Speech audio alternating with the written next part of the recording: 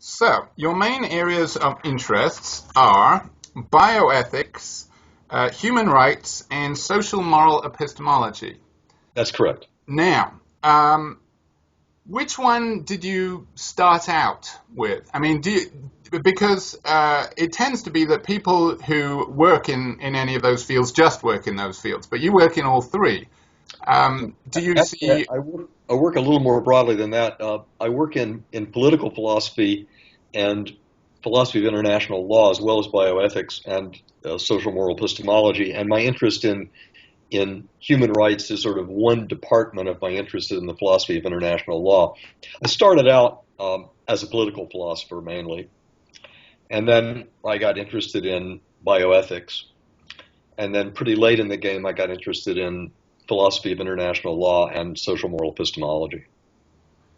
So, what drew you into bioethics from political philosophy? Because, as I say, I mean, bioethicists tend to be either they came from medicine or they start out in ethics. I mean, someone like Peter Singer, for example. Although, of course, Singer also had a political philosophy background too, I guess, because one of his earliest works is on Marx. Getting into bioethics was very specific and contingent. I was an assistant professor at the philosophy department, University of Minnesota, a beginning professor, and I'd never heard about bioethics or medical ethics at the time, but I was working in sort of Kantian ethics to some extent. And the chair of the department came to my office and said, there's a chap at the local hospital who says he's the director of a neonatal intensive care unit, and they're having some ethical problems. Would you be interested in going talking to him? Well, that's not something you want to hear. They're having ethical problems in the neonatal unit. Yeah, so I went and visited the neonatal intensive care unit and talked to the physician who was the director and to some nurses. And yes, they were encountering really serious problems about whether to treat severely disabled newborns or just let them die. And so I started thinking about that, and I wondered whether someone had written about those issues. I couldn't find anything that was very good. I found some pretty bad articles written by physicians, and I ended up writing an article called Medical Paternalism in response to my reflections both on the actual cases in that unit and on the scanty literature. And that became a pretty well-known article and got republished a lot, and it brought me to the attention of the people who were selecting the staff philosophers for the President's Commission on Medical Ethics. And so I became a staff philosopher and actually had a business card that had the presidential seal of the United States. And which president was this? Well, it started out under Carter and then went on and through Reagan. And so the business card had the presidential seal and the words, Alan Buchanan, Ph.D., staff philosopher to the President's Commission. That's great. Quite unusual. Yeah. You know, I remember from stuff Singer has written that some medical board associated with Reagan was one of the ones that had all that fuss about baby dough and the baby dough guidelines. That was actually later, after I had after the commission that I was on had ended. That was actually a separate endeavor. Unfortunately, I didn't get caught up in that. It was interesting though, because the commission that I was on started in the Carter administration, and the Carter appointments to the group of commissioners were, of course, quite different from the ones that later came when Reagan was able to appoint. And there were some real struggles between the professional staff, who was really doing the business of writing the reports, and the Reagan commissioners, who didn't want to sign off on the kinds of reports that we were writing. And there had to be a lot of political work and a lot of persuasion and perhaps even a bit of deception to get them to accept what we were doing, especially on questions about access to health care, right to health care, that kind of thing. Right. Because the Reagan commissioners were very, very unsympathetic to the idea that there was any such right. Right. Right. I can't really see, given your background, you being someone who would have been chosen by a Reagan administration. No, it's interesting. The Reagan administration could, in principle, have sacked the whole staff that had previously been appointed, but they didn't. And it may just be that we were beneath their radar screen. I think one of the reasons we were able to do a reasonably good job on our reports was that we weren't in the limelight and we didn't deal with any issues that directly connected with the abortion debate, or at least the connections weren't apparent to the political types. Right. Although severely disabled neonates, you'd think. That later actually became a bigger issue for the political right in the United States, the sort of vitalist view that all life is worth preserving and that no life should be ended. That was not firmly on the political radar screen at the time we were operating. We did talk about that to some extent, and we did have two reports on issues about genetics, including one on genetic engineering. But at that point, people weren't sort of connecting the dots and seeing that it might have some serious implications for the abortion debate. So we really were relatively free of any kind of direct political influence, and that was good. Yeah, it's interesting that it seems to be. It takes a while for the politics to catch up with the philosophy, but it does catch up. I mean, for example, for the longest time, one of the responses to a position on abortion that's says that a fertilized human egg is a person is to say, well, look, they're destroying them by the thousands in vitro fertilization clinics. Right. But then you get to the point where Bush appears with this Project Snowflake or whatever it was. Do you remember that? Where they were advocating the adoption of frozen embryos. Right. Right. And at one point, Bush had this idea that it was all right to use some already existing frozen embryos for some forms of research, but not to create them for the purpose of using them for research. So there was a lot of dancing around the issues there. But yeah, I think those issues came actually on the radar screen later than that initial commission that I was on. And that's one reason why I think we were able to operate in some independence from the political debate and from political pressure. That must have been a fascinating time. I mean, did it actually take? The staff was a group of pretty young people in their late 20s, early 30s, early 40s, and they came from economics and sociology and medicine and law and philosophy. And we were working very intensely under pretty severe deadlines, and we published a dozen book-length reports in the end. And it was very exciting. It was sort of the making of me as a bioethicist. Before that, I really wasn't sure whether I would be going very deeply into bioethics or if I did, what I would be doing. But that experience not only gave me some credentials, sort of prestigious, but also it deepened my knowledge and made me conclude that I was going to spend at least half of my time from then on working in that area.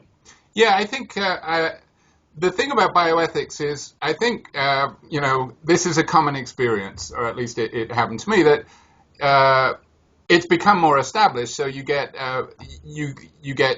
like a head of department saying, we need to offer a bioethics class. And they say, well, you do value theory, you do it. And you come to it thinking, well, it's just going to be like ethics. We'll do most of the class on Kant and Bentham, and then we'll just, apply it. But once you start teaching it, it's not like that at all. And actually, I see this as being the way that you tend to do things in general, that you get right into the nitty-gritty and the actual facts on the ground, and then you sort of build up from that, rather than sort of saying, well, we know what we think. As a Kantian, we've got our system here. We've decided that Kantianism is the best because otherwise you're blowing up fat man in caves or whatever.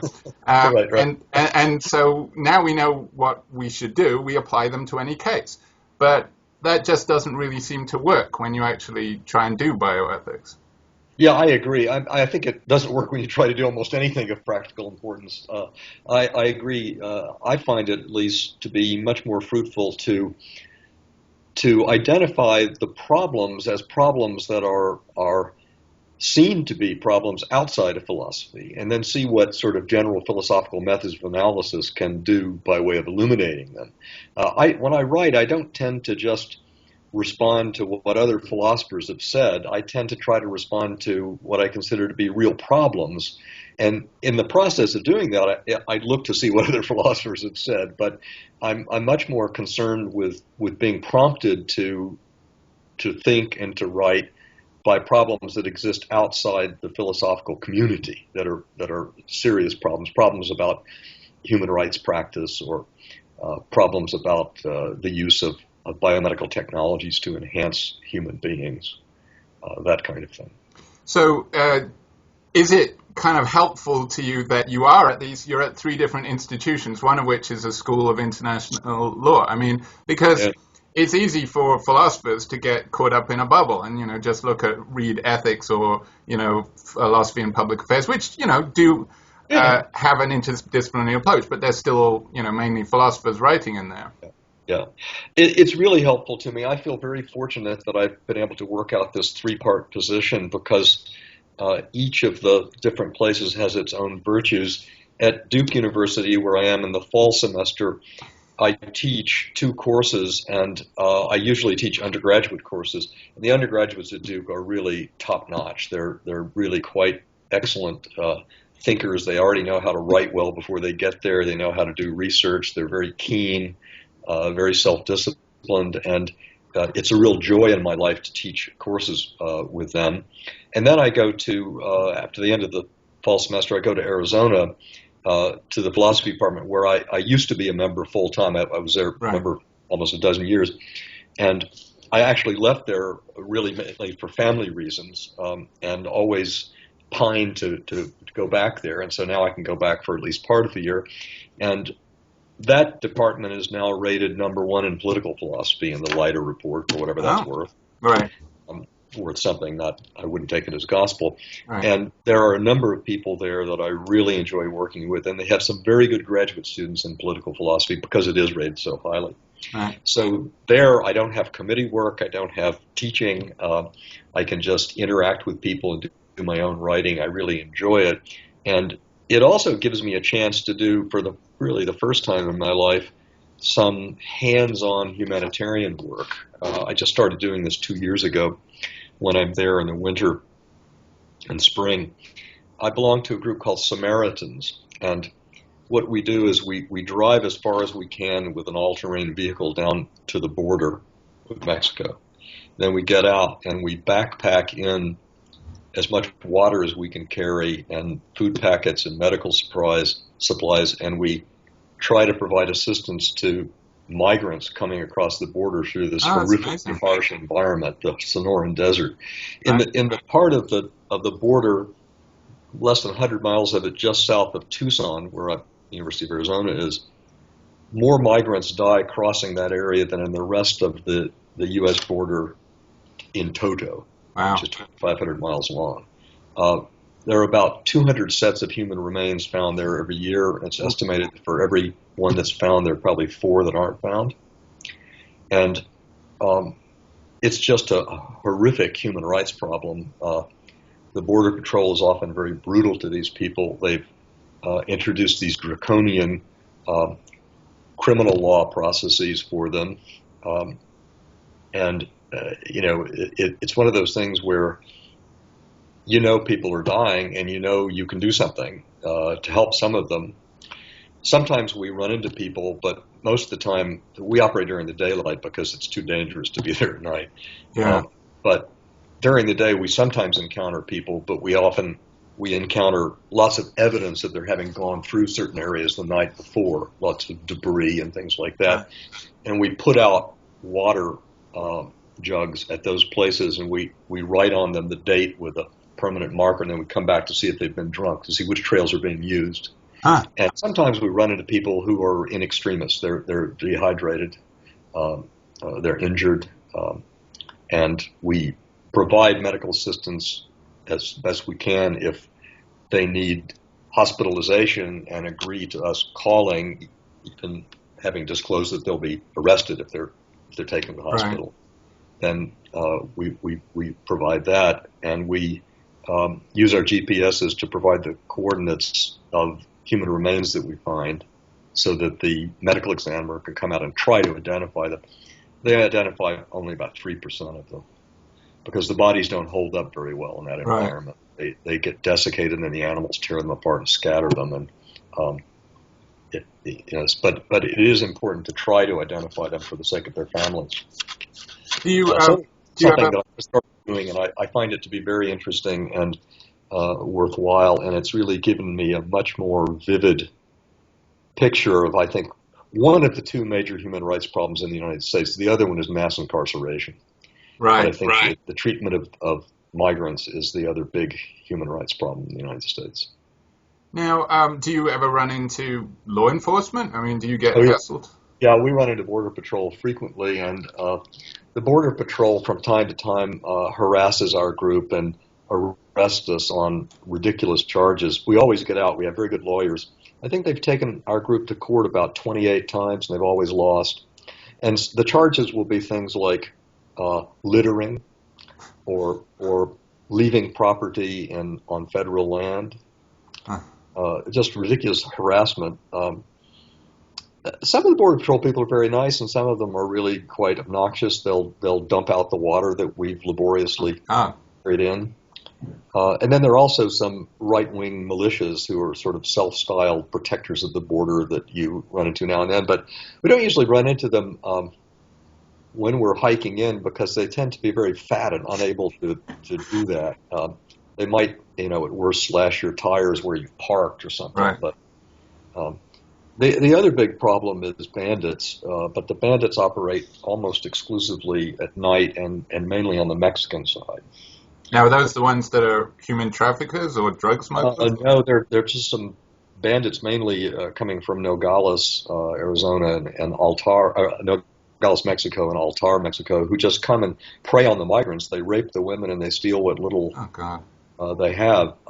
It's really quite horrible. And then there are drug cartel people who sometimes coerce migrants into carrying drugs. Right. So it's a very bizarre, wild, heavily militarized place. The Border Patrol has surveillance drones, fixed-wing aircraft, helicopters, Border Patrol on horseback, Border Patrol on foot, Border Patrol in all-terrain vehicles. They have electronic sensors on the trails that are disguised look like rocks. It's the most incredible expenditure of money that's not working.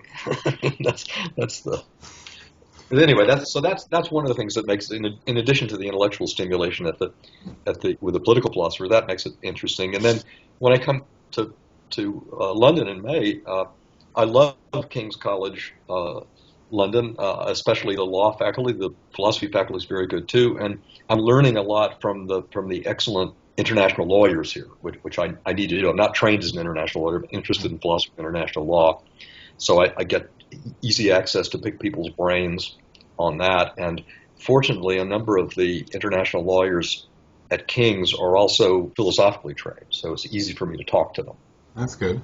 And of course, London is fantastic if you can get someone to give you a free flat in Covent Garden. In Covent Garden, my God, that's really amazing. Quite incredible. Yeah. It's something I could not possibly afford. So it's wonderful, and it makes it easier for me to travel to different things in Europe too. Obviously, if I'm here, than if I have to come all the way from. So basically, you don't sleep. I mean, you obviously don't need sleep. Well, that's not true. I sleep. I don't sleep well, but I do sleep. But this is not like traveling to a number of places every week or two for a few days. I mean, I come and I stay a while. So that's 2 months. That's 2 months is, Well, 2 months is the shortest. I mean, I'm in Arizona for more like 4 months, and I'm at Duke for longer than that. So it's not as stressful as it sounds, and so far at least, I think it's worth it. I mean, it is there's some stress, but it's certainly worth it. I'm enjoying it, and again, I feel very, very fortunate because I get exposed to a lot of different kind of people. I mean, for example, a couple of days ago, I went to a conference on Marxism and global justice at LSE. And I wouldn't have gotten anything like that at Arizona or in North Carolina. Right. And so that was, really interesting. Yeah, well, your earliest work was on Marxist critique of liberalism, right? That's right. Yeah. So it's So I think I was invited to this LSE conference as sort of a dusty old exhibit on loan from the Museum of Analytical Marxism. right.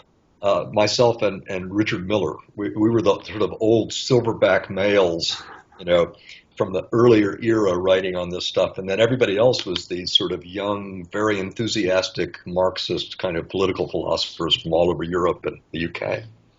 Well, I hope analytical Marxism hasn't totally dropped out of favor because Well, I think it almost did, and it's a shame. I think what would have given it legs to last longer would have been if, at the time it was going on, global justice had been squarely on the philosophical radar screen, and it wasn't. That came later.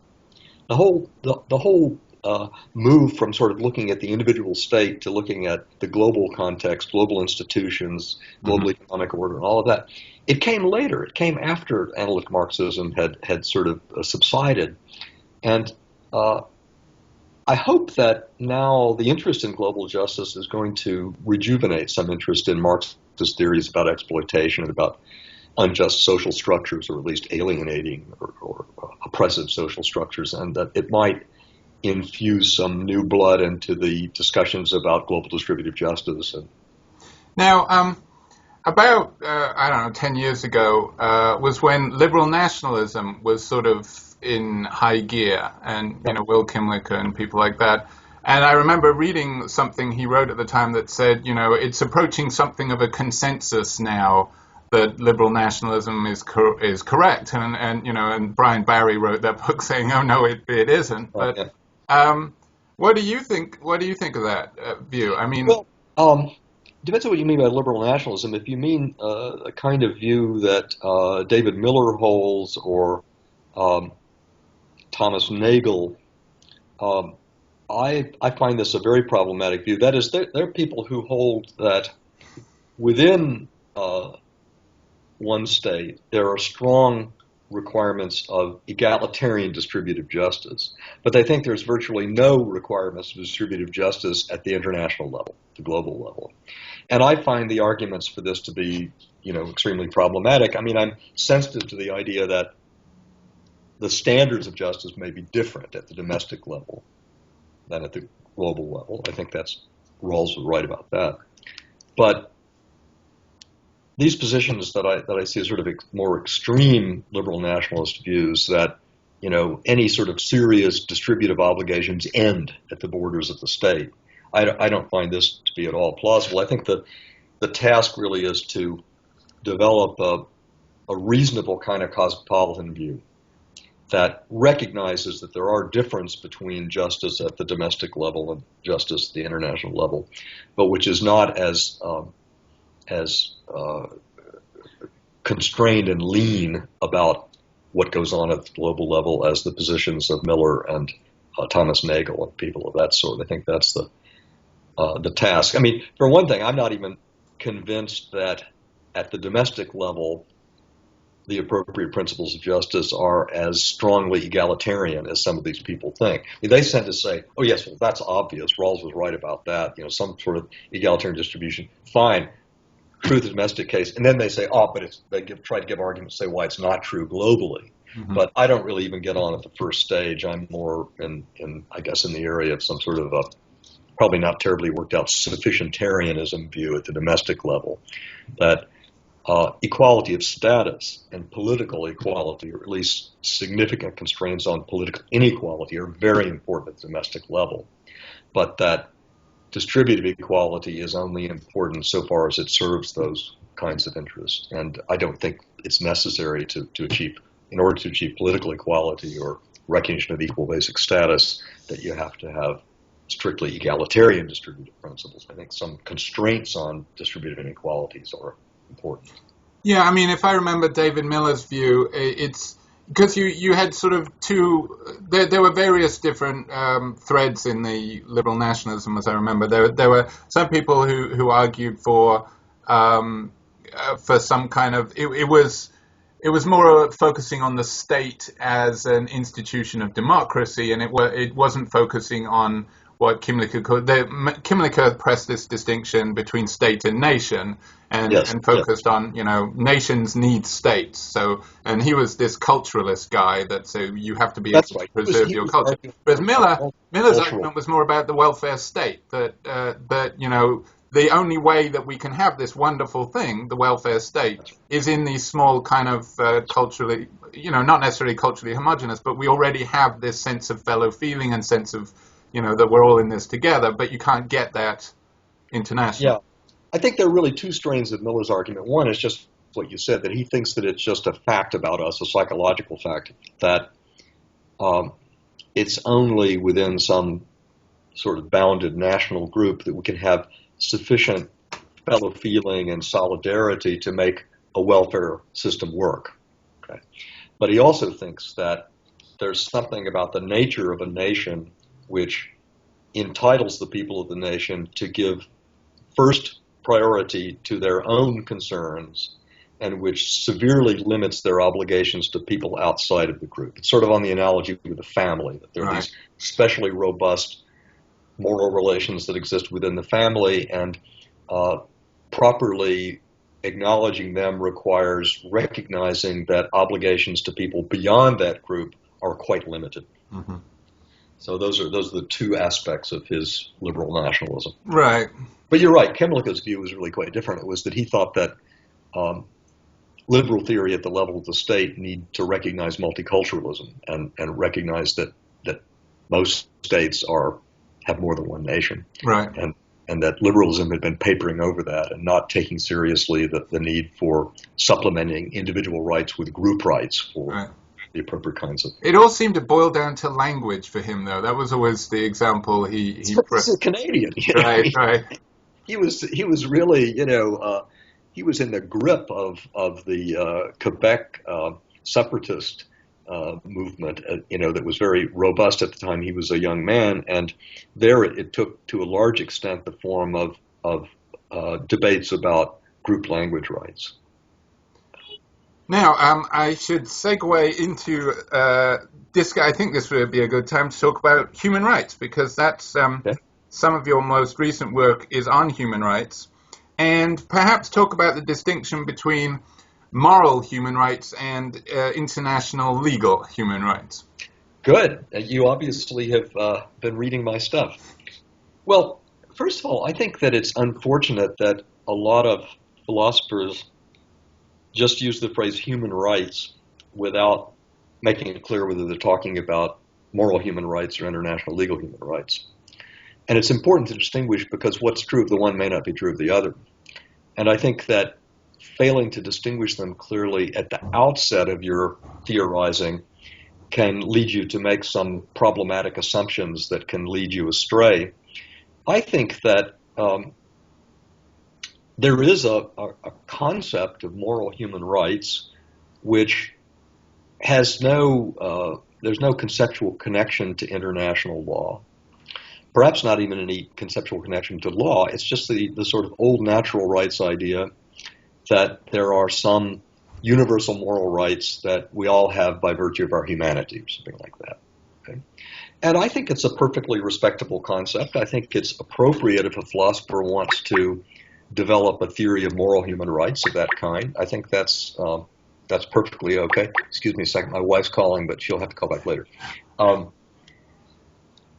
I think that's fine, but I think also that there's, nowadays, at least since 1945, maybe from the interwar period, a different idea of human rights, which is the idea of international human rights that either are rights in international law or it's thought they should be. And that conception of human rights has a conceptual connection to the idea of limiting sovereignty. But I think the earlier conception doesn't. I mean, it might imply that, but it's not sort of there on the surface. And it doesn't assume the earlier conception, the natural rights conception, doesn't assume a system of states. It makes perfectly good sense to apply it even if there were a world state or if there were no state. It makes sense to talk about natural human rights. So I just, I would like to avoid what I call conceptual imperialism and not say, oh, well, this is the concept of human rights. I mean, John Tessioulis does that with respect to this sort of natural law conception that has no necessary connection to sovereignty or the state system. He says, well, that's the concept of human rights. And then Charles Beitz, on the other hand, has a more contemporary international practice oriented. He says, well, this is what human rights are. He doesn't say this is a separate concept, different from the earlier one.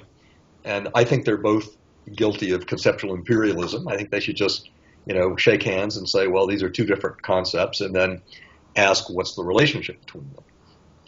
And I think that it's a mistake to assume that for something to be a justified international legal human right, it has to correspond to a pre-existing moral human right. So what example would you see of something that was an international legal right but not moral? Okay, I think that there might be a good case, I'll give another example in a minute, but there might be a good case for having in international human rights law a right to periodic holidays with pay.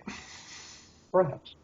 But I'm not convinced there's a pre-existing moral human right to periodic holidays with pay. Another example you might find more compelling, I think that both in domestic law and in international human rights law, it makes sense to have a legal right to health or the conditions for health. And it's a right that the duties fall on the state, let's say. Let's just take a domestic legal system. Duties fall on the state, and it's something like a duty to try to promote the health of the citizens or something like that.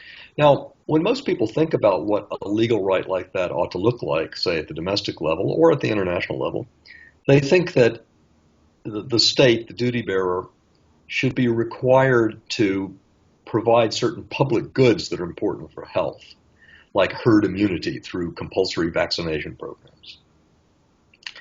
Now, I think that it's a stretch to say that any individual has a moral right to those public goods, because to produce those public goods requires massive social investment and it requires limiting the liberty of lots and lots of people. And I'm not convinced that the interest of any particular individual, considered in isolation, are morally sufficient to generate duties on the part of the state or anybody else to provide those public goods. I don't think this is a problem with legal rights, because I think with legal rights, it's perfectly appropriate when you're trying to justify the duties that are associated with legal rights to appeal to the interest of many people.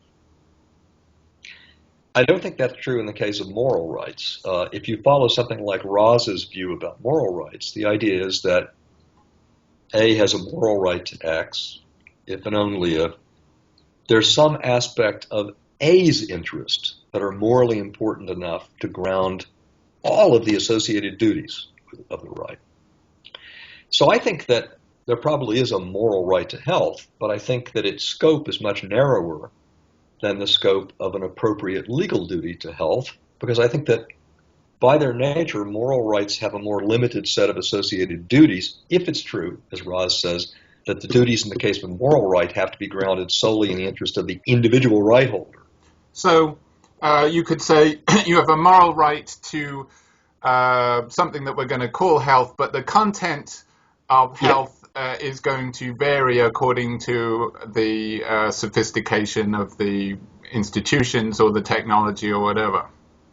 Yeah, and also in the case of the moral right, the associated duties, the moral duties, will be ones that have to be grounded exclusively in the moral importance of the interest of that individual right holder. In the legal case, the associated duties can be grounded in the importance of the interest of many, many people. And so the scope of duties in the case of legal right can be much greater than that of moral right.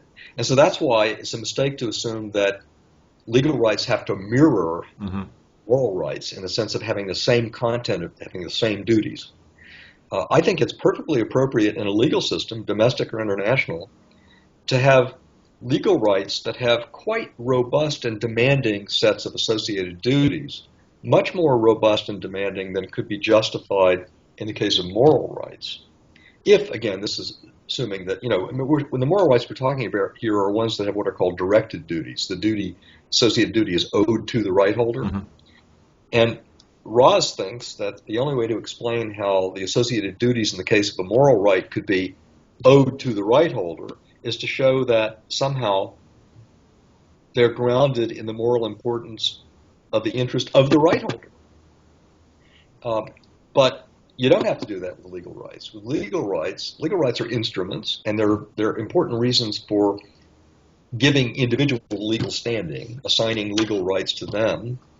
But when it comes to justifying the associated legal duties, there's no reason to restrict yourself just to the importance of serving the interest of the right holder. I'm trying to think if there's anything problematic about this, and I'm just thinking that maybe this sort of incentivizes people in desperate circumstances to make their interests important to other people. So, for example, I don't know, this is an off the top of the head, but you know, you might actually want the United States to think that your country, your very impoverished country, has become a hotbed for terrorist organizing, so that they come in and build schools or something like that. You know, that's interesting. I don't think anybody has. I've never heard anybody bring that up. I think it's an interesting question because it puts pressure on what we mean by saying that certain interests are morally important enough to ground duties, right? And I think when people think of that, they don't think of the kind of case that you're talking about where someone has acted in a way so as to magnify the importance of an interest. Yeah, because if the rights that get respected under international international law are ones that are important to a lot of people, well, there's a lot of people, you know, whose moral rights are going to be ignored because they're not important on the world stage. Well, important here, I think we're sort of struggling with what's meant by important. I mean, I don't think important here is to be understood as, you know, believed to be important. It's supposed to be some sort of objective notion of being important. I think that's the Rawlsian idea, and it's my idea when I say that in the case of legal rights, the interest to the importance of which you can appeal in order to justify the associated duties are not restricted to the interest of the individual right holder. They can be large groups of people. Right, but I'm wondering which groups. So if I'm saying you want, suppose you're, you know, someone in dire straits somewhere in the world, you want your right to be of interest to, say, the United States because they've got the resources. I see what you're saying. So you can make it in their interest by threatening in some ways or creating problems or something like that. Again, you know, I really haven't thought about this. Interesting idea. The question is there some notion of objectively important moral interest that you can use that will preclude that kind of strategic creation of importance? Yes, because I'm thinking, I mean, usually it's moral blackmail, basically, what you're talking about. It's right. Well, whenever you have sort of an argument for humanitarian intervention, you know, Kosovo or wherever. The usual critics say, well, if you're going to intervene there, why aren't you intervening in all these other places? You're really only intervening there because of oil or because of whatever. Or because it's on Europe's doorstep and people stand seeing Srebrenica. There's no oil in Kosovo, as far as I know. Yeah.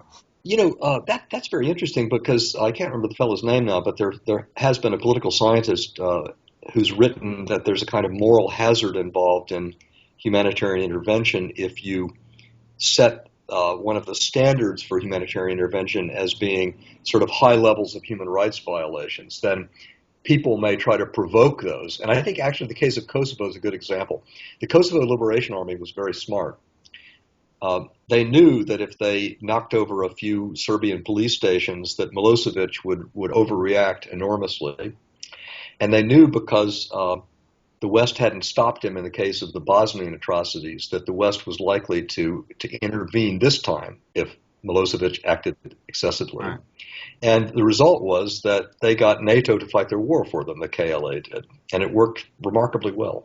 Now, but you talk about tactics, some tactics like that in your piece about revolution, justifying revolution, where there are some horrible the plural of calculi involved by revolutionary leaders because they will sacrifice, you know, the people they're supposed to be representing because so that it will further their cause, whether by encouraging, trying to cause this kind of conflict to arise, or by settling leadership decisions, or getting intervention support from interveners, right? I mean, you can provoke the regime to commit atrocities, right?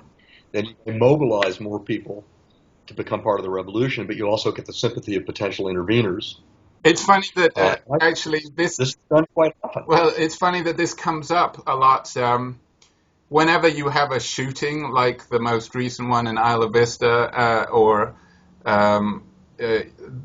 there are these people on the internet who call them false flag incidents. Have you come across this, where they say, no, this is Obama is doing this so that there's a backlash, so that they can come and take away your guns. Good God, that's amazing. That's even more paranoid than I thought was going on. Yeah, I think it's probably very unlikely in the case of these shootings, but I think in some cases of revolutionary conflicts, it actually does happen. Right.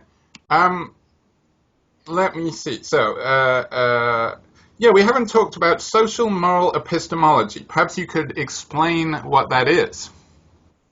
Okay.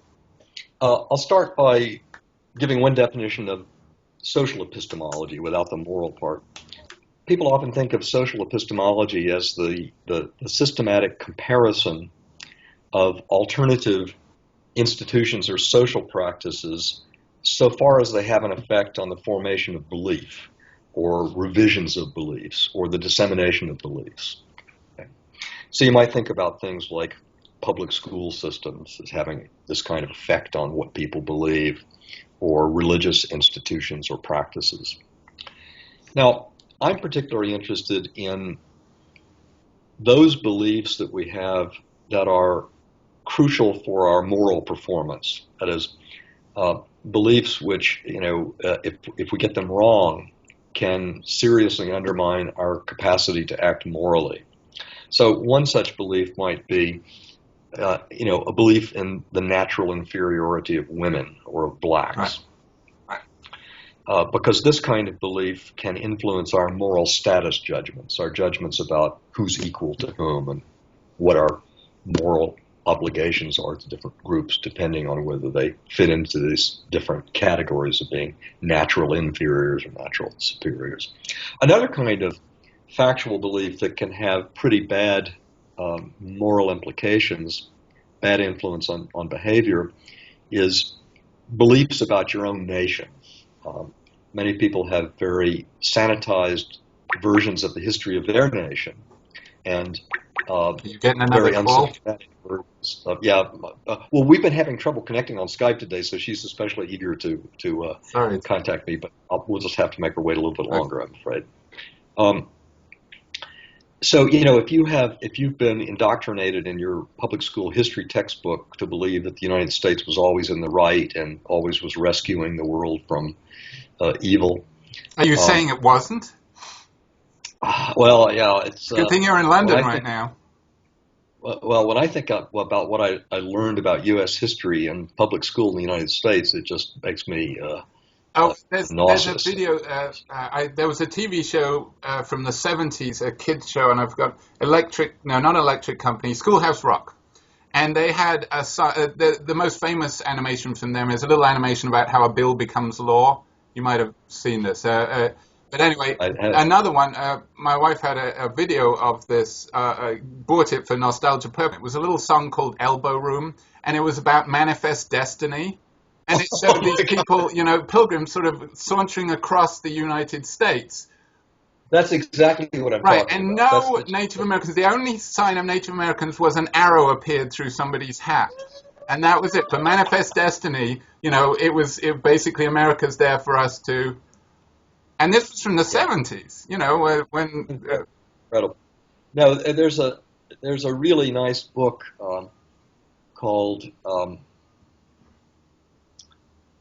let's see what's it called. Why Everything You Learned in American History is Wrong. And it just goes through a dozen of the most widely used history textbooks in the United States, different editions of them over time. and points out how completely indoctrinating they are, and how mistaken they are, and how they contribute to this sort of attitude of American exceptionalism, which I think is morally very toxic. So that's the kind of thing. Distorted nationalist views, distorted views about races or about gender. These are kinds of factual beliefs that can have very serious consequences for our moral behavior. And they're obviously influenced by the kind of institutions that we live under. We're all very epistemically dependent for all of our beliefs on other people, but we're not just dependent on them as individuals. It's through their roles in different social practices, and we're operating with implicit epistemic norms. We're deferring to certain people as qualified to know the truth about what women are like or what blacks are like or whatever. And so the idea is to apply the resources of social epistemology to focus more on the question of these morally important beliefs, and to ask the question about whether different social arrangements might help us to get them better, get better beliefs of that sort. Well, now the internet, of course, is a huge source of beliefs. I mean, just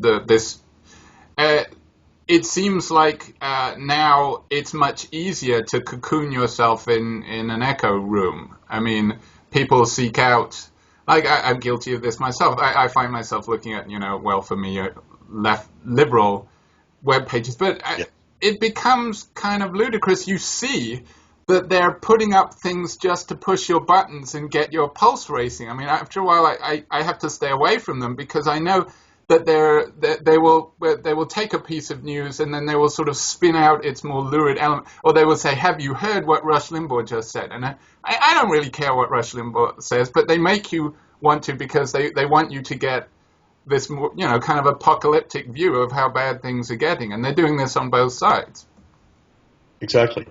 Yeah, I mean, I think that when I grew up in Little Rock, Arkansas, at a time when it was literally an apartheid society. I mean, there were laws forbidding blacks and whites to marry. There were laws that prohibited blacks from drinking out of the same fountains that whites drank out of, using the same toilets. Top to bottom, laws restricting the rights of blacks to vote, restricting their economic opportunities. Absolutely horrible. And it was when I was very young, it was a kind of a cocoon. It was very hard to get contrary views or any perspective on what was going on. There was kind of a homogeneity of belief. I was fortunate enough to be in high school during the 60s, early to mid 60s, when there was a lot of cultural upheaval and people were sort of beginning to question authority. And that had another good piece of luck, that I had an older brother, 4 years older, who got a scholarship and went to Columbia University in New York and came back with greatly expanded consciousness. See, that's why you don't want to send your kids off to college. This is what happens to them. That's right. This is what happens to them. Yeah. And so I eventually, got enough critical distance to be able to become skeptical about a lot of the things that I'd been taught to believe.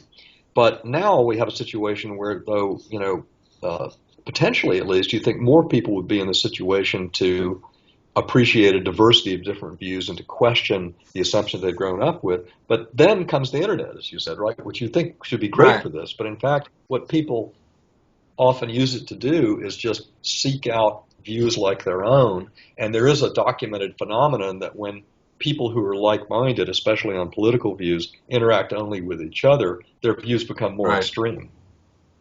It's a polarization effect. So I think this is very dangerous. Now, I'm hoping that it's just that this is kind of a childhood illness of the internet, that eventually people, or at least some people, will develop better ways of using the internet and become more critical, and they'll develop together some new epistemic norms will evolve that will be suitable for that kind of thing. I suspect that's already happening with some people, but that with many people it's never going to happen. So I think this is a really serious problem. I worry about it a lot. And I mean, I know I'm subject to it too. I greeted Piketty's new book with great enthusiasm. Right. This book, Capital of the 21st Century. Well, at last we're going to have sort of a conclusive refutation of these people who say that either there's no serious problem of inequality, or inequality, wealth and income doesn't matter, or something like that. And so I just started reading the book, but I must say, when I heard initial reports about how great it was, of course, coming mainly from the left sort of sources, I didn't question it. I was already ready to be convinced by the book before I had read it or before I'd heard a dissenting word. And now there's this huge rash of they got his numbers objection. Wrong or something. He got his data wrong, etc. I'm not yet in a position to evaluate that, but I do know that before that happened, I was much too quick to have an entirely favorable attitude toward the book, because it was congruent with what I already believed. Yeah, I don't know that you can avoid that. I mean, it's funny. We have sort of. I grew up in England, obviously, and we're very used in England. Alan, are you there? Oh, yes. You're just very still. I thought I wondered if the screen had frozen. No, I'm still here. I'm listening in. Okay. Yeah, in England, you're very used to the idea that your paper will be biased. I mean, you don't pick up the Daily Mail and think, oh, it'll give me a positive view of the socialist worker movement. But the TV was supposed to be neutral, and both the BBC and the ITV did tend to be very. The news was always presented in a very non-sensationalistic way, and you would have very sort of sober news anchors. And this is the way it used to be with the major television news in the United States. Until Rupert Murdoch. That's right. It entirely different. Now, I mean, of course, as you know, there were biases before, but there was sincere effort to avoid bias, sensationalism. And that's gone. Yeah, but now, of course, you have to have a kind of robust notion of moral human rights to make this claim that there is a truth out there to be found. I mean, otherwise you're in a relativistic position where one person's view of another group cannot be questioned from the point of view of the other group. Yeah, I agree. You have to have some notion that there are some objective moral truths, and I think that the human rights movement assumes that that's correct. It's based on that assumption. Now, the moral truths don't have to be sort of timeless and eternal. I mean, I think one difference between the old conception of natural rights and the modern conception of human rights is that with natural rights, they were thought of as things that applied to people simply by virtue of their humanity, and hence that there were rights that could be ascribed to you in a pre-institutional setting. They could be rights ascribed to people 10,000 years ago. Because you're God's property. That's right. But the modern notion is one which does assume that there are some basic interests that are important for everyone's welfare, but they can view the interest as being historically conditioned. And they also view the rights as providing protections of those basic interests against standard threats. And what counts as a standard threat can change over time. So these are two ways in which modern human rights are more contingent, historically rooted than the old natural rights conception. But it still conveys a notion of objectivity. That is, for us here and now, these are the interests that are constitutive of human well-being, at least for most people. And these are the standard threats to them in our world at this time. So here are the rights we need to protect against those standard threats to those basic interests. But you're right, it's not compatible with any kind of robust ethical relativism. I think it's compatible with ethical pluralism. That is that there's more than one reasonable or valid morality. It's just got to be that there's some overlap, at least at the margins, between the valid moralities that provides enough purchase to have it make sense to have universal international legal standards for how states ought to treat their people, basically, which is what international human rights are. It's funny, when I was an undergraduate, I was very drawn to kind of radical philosophies of science. Like, I don't know if Kuhn, of course, but that Yeah, sure. Feyerabend and people like that. Yeah, oh yeah, And I fire found out. those Yeah. exciting, because those scientists, they think they're so great. But then when you take up a job teaching and you encounter people saying, well, that's just your opinion. How can you grade me down? You're grading me down just because I disagree with you. And suddenly you get this Yes. very robust notion of objective facts that, no, there are Right. objective facts. And it does seem to me that that there has been this movement, I mean, obviously there's a lot of money behind it, but like opposing climate science or something like that, where they say that it's relative. There's no such thing as objective science anymore. You're just pushing the point of view that fits your agenda. I mean, I never Yeah. quite understand what the agenda is. I can understand the agenda of oil Oh, companies, but the agenda of I listened to Rush Limbaugh, to find out what the other. because your blood pressure isn't high enough. Yeah, it's I can only do it in short doses, but here's the view. The view is that scientists are disproportionately liberal. That's probably true because I think highly educated people. Well, tend to be as Stephen disproportionately. Colbert put it, reality has a well-known liberal bias or something like that. Maybe so, but certainly at least higher education does. Not actually in the United States, not college education. College educated people are disproportionately Republicans, but postgraduate degree people are disproportionately more liberal. So that premise is true, but then the next premise that they add is that this liberal bias, which is really a bias in favor of big government and against the market, against corporations, leads them to misinterpret or even deliberately falsify their data about climate change. Okay. Now, I think what's wrong with this argument is not the first premise. I think that scientists are probably more often liberal than not.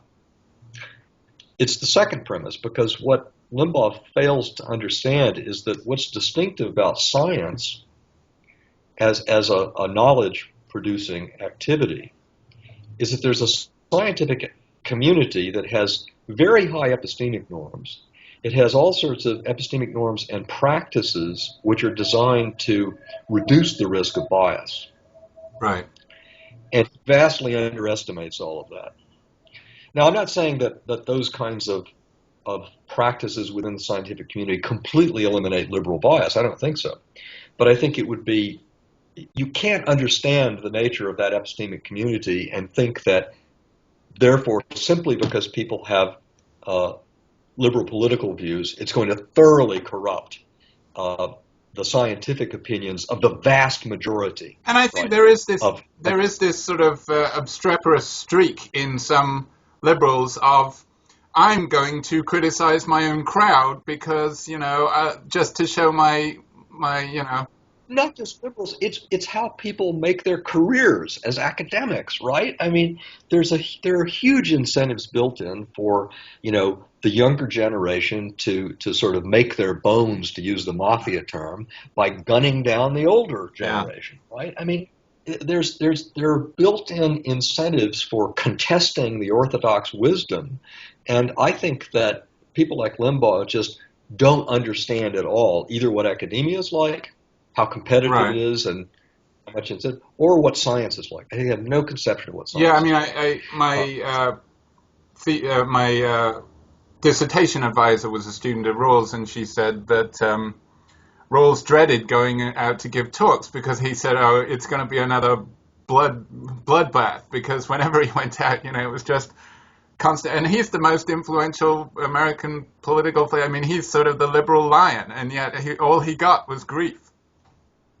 Well, but that's a very good example, and because he was such a major figure, that was one way you could make your bones by trying to criticize him. But also, I mean, I knew him, and he was one of the most gentle people. He didn't like controversy, and it was an act of courage for him even to go in public and give a paper because he knew people were going to criticize him, and he was overly deferential. He caved in to objections, at least in public, when he shouldn't have. because he had such incredible humility and wanted so much to avoid Yeah, conflict you hear that from everyone. that he would actually say, "Well, I think you may be right about that," even when I know he didn't really believe that. Yeah, he was an interesting guy. Okay, well, before I let you go, I want you to say something about this, because this is perhaps the sexiest thing Oh, yeah. from, I would say, from the general population's point of view that you read. Now, have you seen the other book? There's another book that I have that's called Better Than Human. That's actually a trade book, or it was supposed to Right. be a trade book. It's a much shorter, clearer, and funnier and livelier version of that Hey, book, but with some new things too. Not Oxford just dumb University stuff. Press is not liking you right now.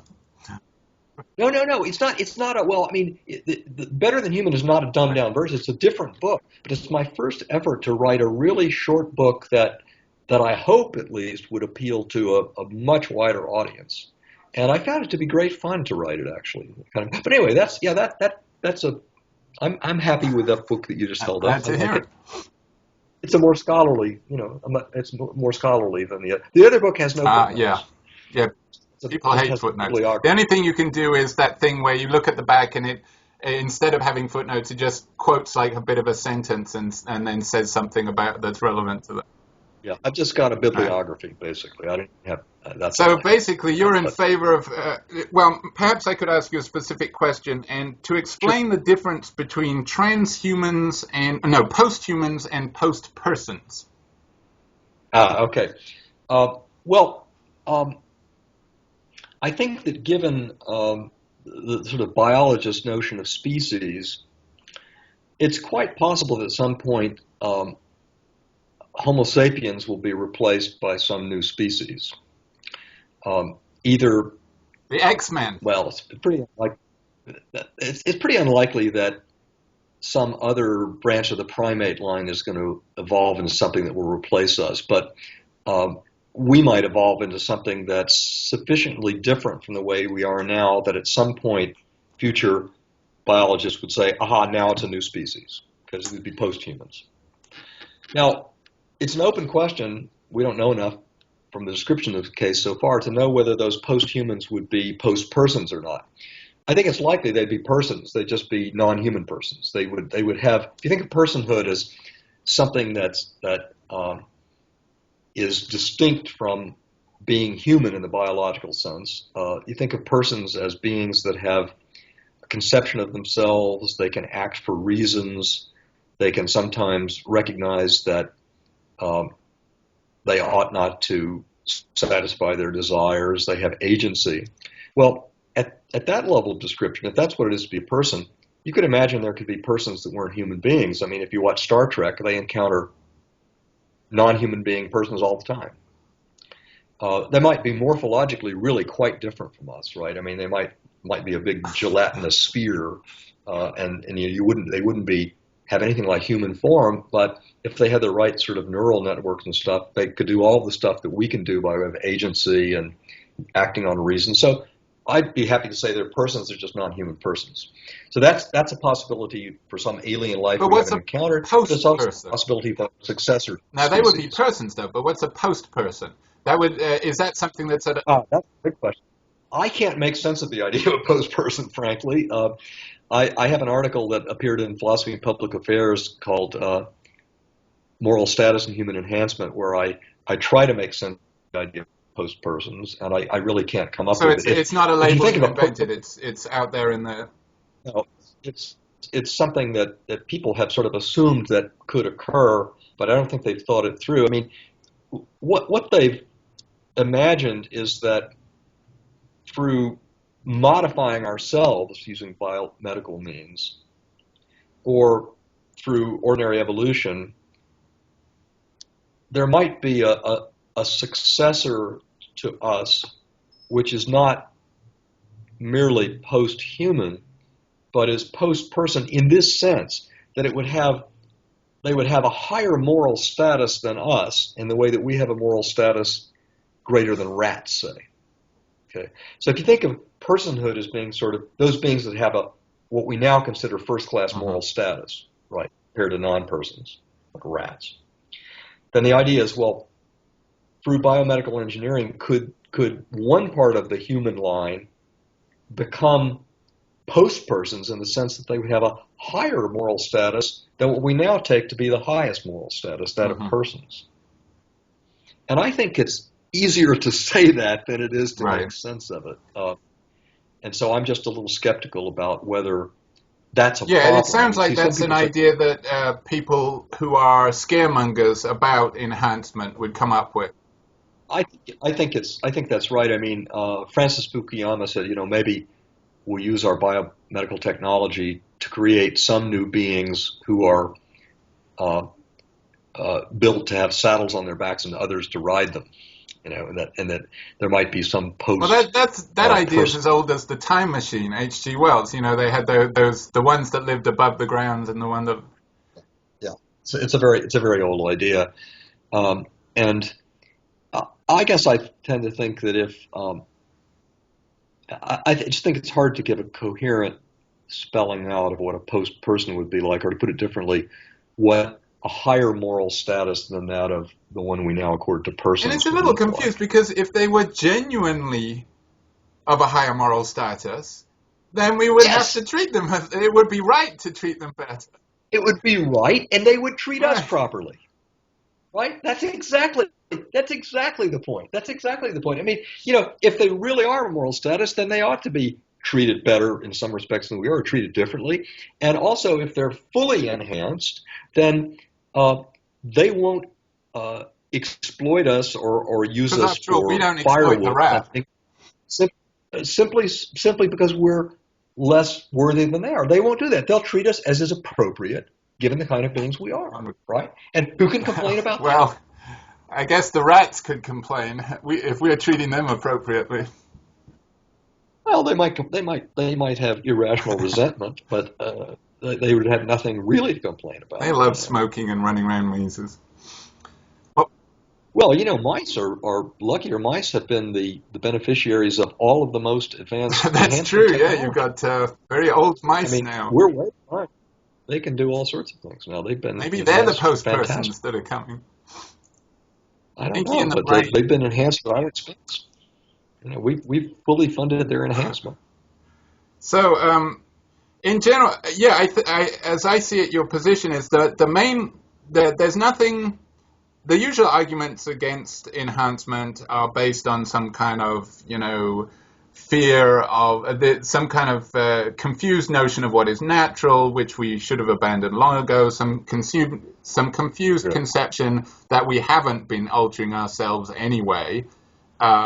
This time with every technological advantage or with, changes in nutrition or whatever. So it's been going on for forever anyway. We don't think it's a bad thing that we live much longer and are taller and stronger than our forebears, that we've got nothing wrong with that. So there's confusions about this, but the main worry that people have is that we will get this, and you see this in every dystopian science fiction novel, that we'll have, like Elysium, I guess, was the most recent one. Did you see that? Basically the rich people lived in this space station or whatever. Yes. So that we will have this divide, and that does seem plausible given that rich people are already using plastic surgery or tinkering with their kids to make them blue-eyed gods, post-persons.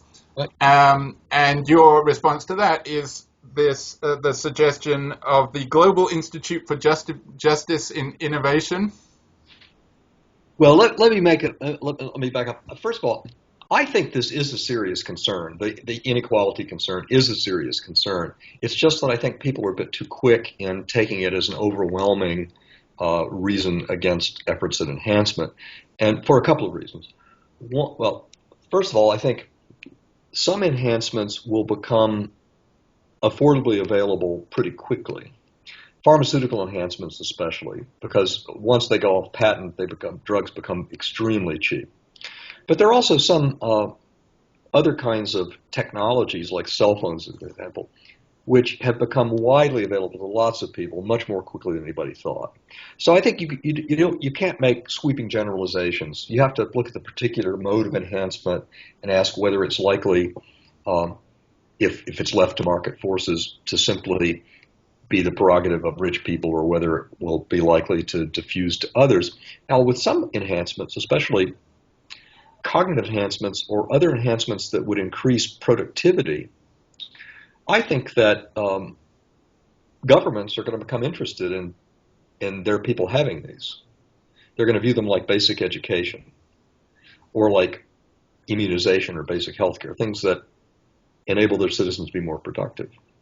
And so they may not view them simply as private market goods to be available according to ability to pay. They may subsidize them, at least up to a certain basic level, in the way they do with education or basic public health, that kind of thing.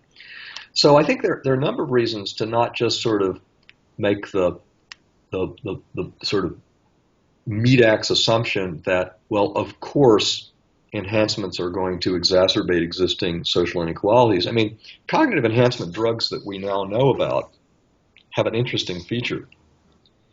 They give the biggest boost in cognitive performance to those at the lowest end of the normal distribution of cognitive abilities. That's a good thing, I think. So that's an equalizing force.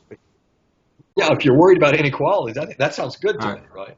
So I just want to sort of take a deep breath and step back and say, look, there are serious problems about lack of access, but let's not assume that they're overwhelming. And then you mentioned the Global Institute for Justice and Innovation. We have to think about whether we can develop new ways of acting that will help us identify enhancements or other innovations that are valuable to a lot of people and speed up their diffusion. And one of the ways that their diffusion can be retarded is by monopoly pricing for people who have the intellectual property rights. And there are a number of, in the essential medicines controversy, there are a number of different proposals on the table. Thomas Poga's Health Impact Fund, vouchers, all sorts of different arrangements to try to mitigate this problem that some very valuable innovations, particularly medicines, won't be available to some of the people who need them most because the patent holder can charge monopoly prices that people can't afford. And so we shouldn't view the intellectual property rights system as sort of a fixed natural thing that couldn't be modified. We need to think about how it can be adapted or supplemented in ways that will enable us to identify those enhancements or other innovations that really should be widely disseminated and then do things to increase their being spread out among people.